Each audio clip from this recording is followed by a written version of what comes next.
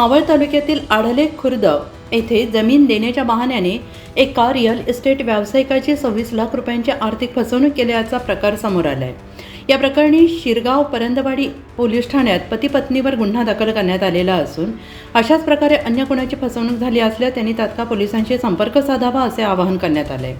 आणि या प्रकरणी संजय पांडुरंग नरोडे वय वर्ष 55 राहणार औंध पुणे यांनी फिर्याद दिली आहे। त्यावरून मोहन जयवंत येवले, आशा मोहन येवले राहणार आढले खुर्द तालुका मावळ यांच्यावर गुन्हा दाखल झालेला आहे। पुढील तपास पोलीस उपनिरीक्षक प्रकाश हनुमंत पारखे करत आहेत आणि ही घटना ऑक्टोबर 2020 ते 3 एप्रिल 2026 या कालावधीत घडली आहे।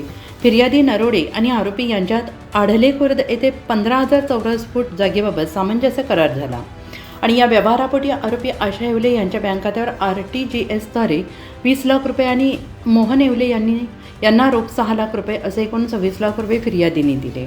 मात्र पैसे घेऊन आरोपींनी जमिनीचे खरेदी खत करून देण्यास टाळाटाळ केली।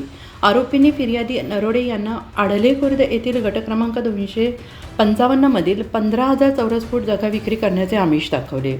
ऑक्टोबर 2020 मध्ये हा व्यवहार ठरला। यासाठी आरोपींनी नरोडे यांच्याकडून वेळोवेळी RTGSद्वारे 20 लाख रुपये आणि रोख 6 लाख रुपये असे एकूण 26 लाख रुपये स्वीकारले। मात्र पैसे घेऊनही आरोपींनी जागेचा ताबा दिला नाही किंवा खरेदी खत करून देण्यास टाळाटाळ केली। फिर्यादी यांनी पैशांचा तगादा लावला असता आरोपींनी त्यांना दमदाटी शिवीगाळ करून जीवे मारण्याची धमकी दिली। आपली फसवणूक झाल्याचं लक्षात आल्यानंतर नरोडे यांनी पोलिसात धाव घेतली आणि या प्रकरणी गुन्हा दाखल करण्यात आला।